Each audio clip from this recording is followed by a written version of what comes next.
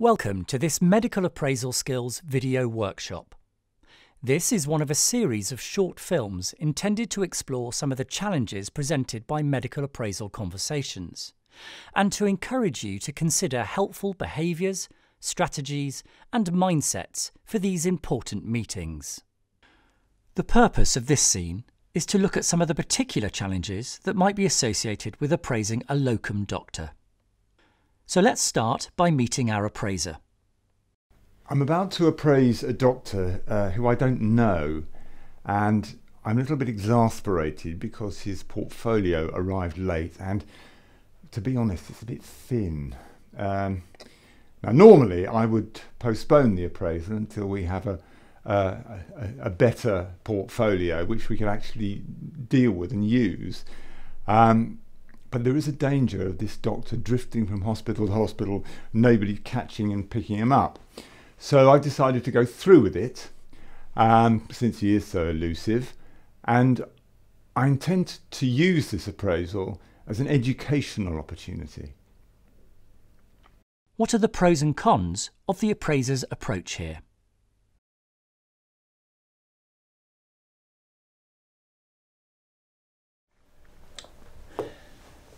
Hiya. Hi, Dr. Jones. Glad you could make it. That's all right. Sorry I'm a bit late, by the way. Oh, it's okay. It's okay. Your portfolio arrived yesterday, and there isn't really very much in it. Yeah, I struggled a little bit with what to include. I did put in some patient feedback, and Yes. I think I put in some an audit from a few years ago. Have you got that in there? Yes, I've got that in there. I was wondering how much you actually know about the appraisal and revalidation process. Well, I don't know a hell of a lot. Right. I was overseas last year, so Right. I kind of Okay. lost touch a bit with what's going on. I know I've got my revalidation coming up. In fact, I think it's quite soon. Right. Okay. So yes. I've got to get my act together for that. But I'm kind of, things normally come together. I'm sure it'll be fine. Well, it's not quite as easy as that. As part of there are actually components for appraisal for revalidation which you really need to get completed very soon, so you've got plenty of time before your revalidation date, such as feedback from colleagues, feedback from patients, and these need to be collated, and that can take more time electronically. So I've got some of that. I've got some You feedback have? from patients and colleagues from when I was a trainee, so hopefully. well, yes, but now your role has changed. You'll need to do those again, reflect on them, and then have a discussion with someone, usually your appraiser, i.e. me. Okay, yeah, fine, yeah. I think it must be quite challenging to be in your role as a locum at various hospitals. As part of the induction process in this trust, there is a session on appraisal and revalidation. Have you been to that? No, I didn't know about that. I mean, I'd be happy to go, but I'm imagining what might have happened is it might have been sent to my old email address, so I didn't hear about that. Okay. Have you done any of the completed any of the other trust mandatory training, BELS, safeguarding? Yeah, at some of the trusts I've done it, not all of them, but I didn't think it was a problem really. Right. Can I just check? Have you been involved in any incidents or accidents? No, nothing that I know of. No. Okay. It seems to me that there are quite a few things that you need to sort out. These are very important for your role as a doctor. I suggest that you go to HR and check on the induction programs for locums, and also that you make sure that they've got all your up-to-date email details, which you also need to send to GMC while we're talking about this.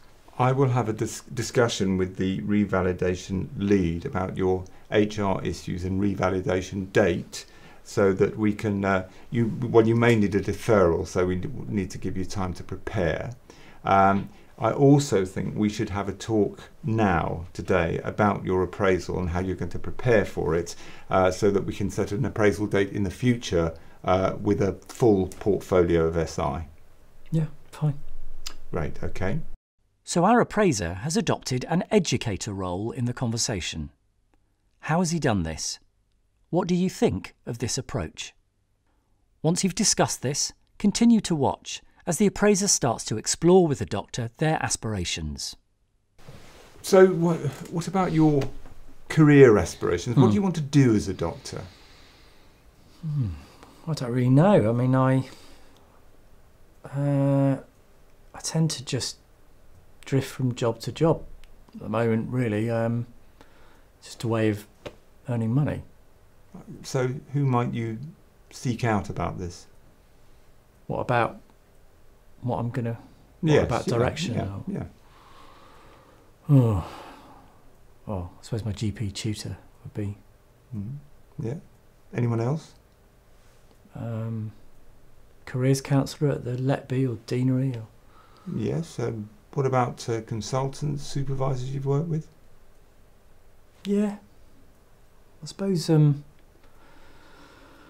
find it quite hard to get motivated around this, if I'm being honest with you. Right, okay. Well, do you want to talk about that? I'm just not really sure whether I want to continue in medicine.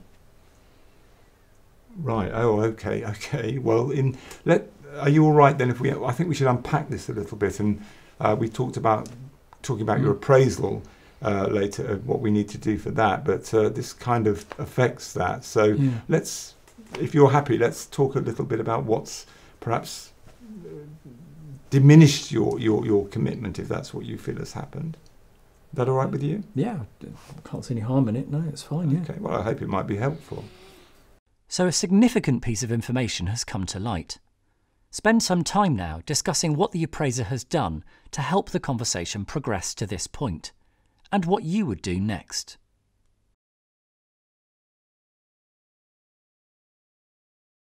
Finally, based on your discussions with your colleagues and what you've learned through watching this film, what are some helpful ground rules or tips for these conversations?